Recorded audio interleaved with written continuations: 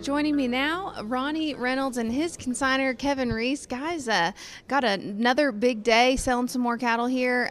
Kevin, first talk to us about these two big loads of feeder steers you're bringing to today's auction. We got two groups of 5 loads total, and probably the nicest cattle I've consigned over the years. Okay. The red cattle they'll be predominantly red, and the blacks will be all black, and they've had plenty of rain, so the grass ought to be good, and they ought to do good. It's a great problem to have. You guys are based out of eastern Kansas, correct? Talk to me about what your operation's like out there and what conditions you have that you're raising cattle in. Well, our operations, we buy calves through the winter and stretch them out and put them on grass and hope they do good. Of course, it's good country to do that too.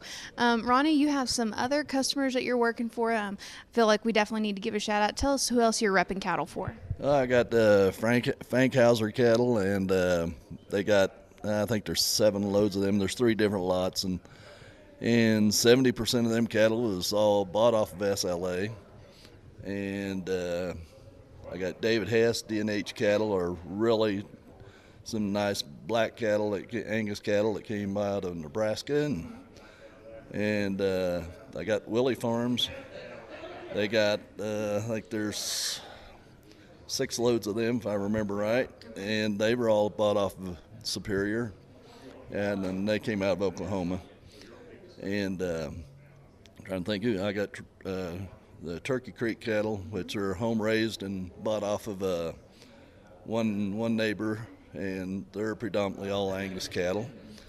And I know I'm missing someone probably.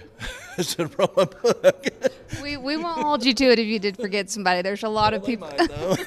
There's a lot of people to name and keep track of. Greg Lair. I got Greg Lair's got 3 loads of cattle, and his came off be out of the Dakotas or off of Superior too. So that's awesome. You told me you have been repping since '97. Is that correct? Yeah, 97 or 8, I can't remember, but yeah.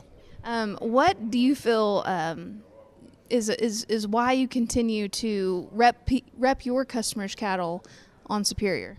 Well, I think it's the only way. When you got all the buyer base and everything else, and all, it's I think it's the only way to really do it. And I mean, Kevin's been with me. I was gonna, if I was home, I could tell him, but I'm guessing somewhere 12 to 15 years probably.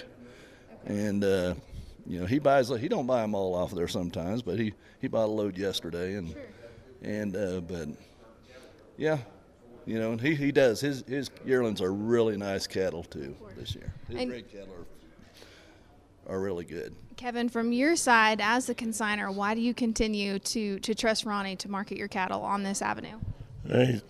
He's always done a good job, and I think Superior gets me what they're worth. Sure. That's a long history. Do we have any really great stories over the years we need to share, or do we need to save that for another segment? Telling us we're out of time, so I got a lot of stories, but you might not want to tell them on air. We'll have to catch up with you guys later, and we'll see what the stories are. Right. Guys, thanks for joining us.